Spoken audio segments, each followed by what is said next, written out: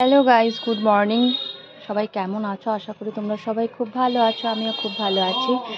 তো আজকে দেখো বাগানে আমি এলাম, দেখছি কি যে এই দেখো এগুলো কি বলো তো, লেবু। কি লেবু তোমরা কিন্তু কমেন্টে বলো। এরকম গাছে কয়েকটা লেবুই হয়েছে, ভাত দিয়ে খাওয়াও হচ্ছে।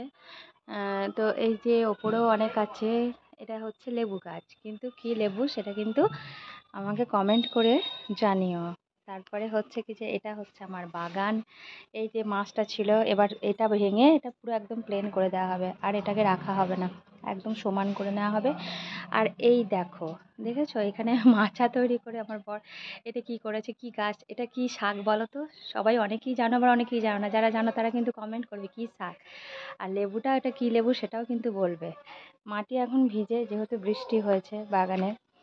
আর আমাদের ওই গেটের বাইরে জবা গাছগুলো, ফুল গাছগুলো আছে, আর এখানে এমনি সাদা ফুলের টুকটাক গাছ আছে। আর হচ্ছে যেটা সব থেকে বড় কথা তোমাদের দেখাবো, এই যে এই কাঁঠাল গাছটা, এই কাঁঠাল গাছটায় না প্রচুর কাঁঠাল ধরতো। এবারে এই দেখো এঁচড় করে এইখানে একটা এঁচড় ধরেছে। আর কোথায় ধরেছে জানো? এই দেখো একদম কি বলবো, ঘোড়ার মধ্যে কোথায়। এটাকে আর এঁচড় হিসাবে খাবো না, কাঁঠালই খাবে তাই বলেছে। কিন্তু এই গাছটার ব্যাপারে একটু বলি।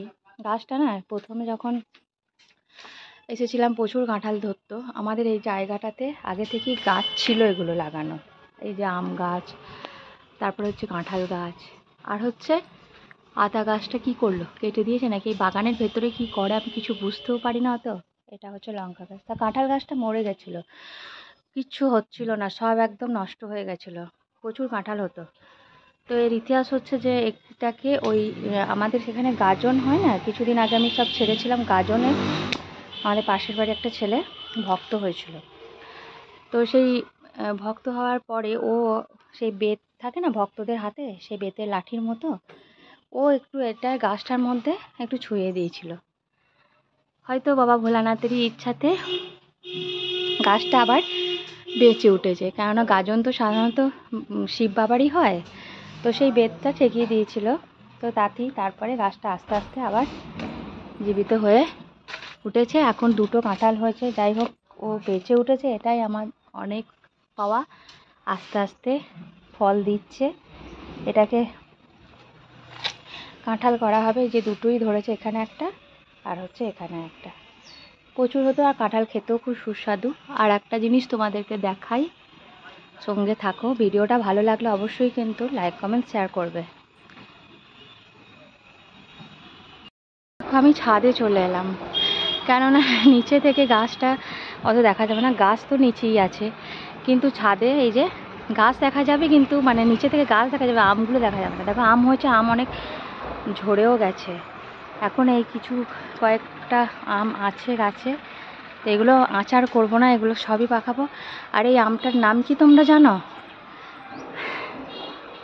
এটা হচ্ছে গোপালভোগ আমটার নাম, খেতে খুব টেস্ট। অবশ্যই হিমসাগর আমের রাজা, একদম ছাদ থেকে হাত বাড়ালেই পাওয়া যায়। মনে হচ্ছে যে কলমের গাছ, কিন্তু না, মাটিতেই লাগানো আছে, কলমের কোনো গাছ নয় এটা।